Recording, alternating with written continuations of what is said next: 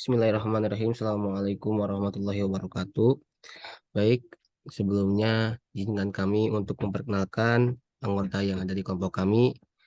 Yang pertama itu adalah Muhammad Ramani Nugraha dengan NIM 3220009.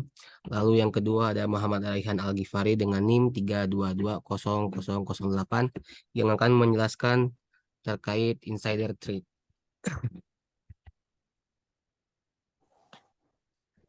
Baik, pengertian insider trade. Insider trade adalah ancaman keamanan yang berasal dari orang dalam organisasi seperti karyawan, kontraktor, atau mitra bisnis yang memiliki akses ke sistem, data, atau informasi sensitif.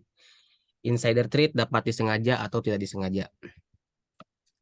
Jenis-jenis insider trade itu ada dua. Yang pertama itu ada insider trade disengaja. Termasuk dalam kategori ini adalah karyawan yang sengaja mencuri data atau informasi rahasia perusahaan atau berusaha merusak sistem. Motivasi di balik ancaman ini dapat bervariasi seperti mencari keuntungan finansial, balas dendam, atau kesempatan untuk mendapatkan keuntungan di masa depan. Lalu yang kedua itu adalah insider trade tidak disengaja. Kategori ini termasuk kesalahan yang dilakukan oleh karyawan yang dapat merusak sistem atau data. Kesalahan dapat terjadi karena ketidaktahuan, kelalaian, atau kesalahan manusia lainnya. Baik, untuk selanjutnya akan dijelaskan oleh Saudara Raihan.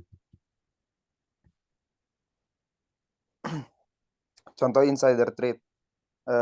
Pertama yaitu Chelsea Manning, seorang prajurit Amerika Serikat yang membocorkan ratusan ribu dokumen rahasia kepada WikiLeaks. Tell parent when report card and progress report will be sent home.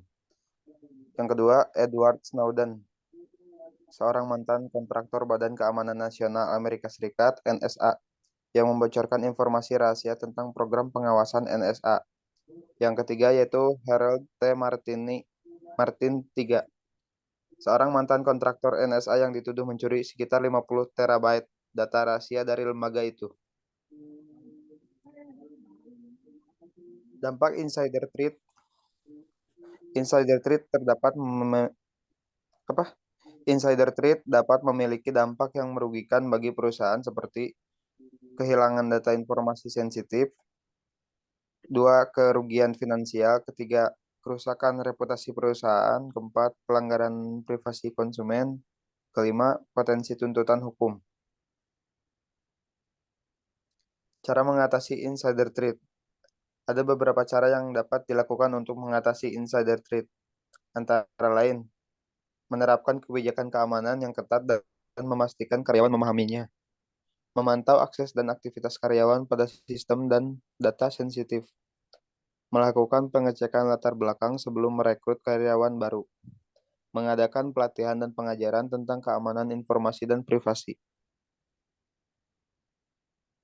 Baik, untuk selanjutnya yaitu kesimpulan. Insider trade adalah ancaman keamanan yang harus diwaspadai oleh perusahaan. Perusahaan harus menerapkan kebijakan keamanan yang ketat dan memastikan karyawan memahaminya, memantau akses dan aktivitas karyawan pada sistem yang data sensitif.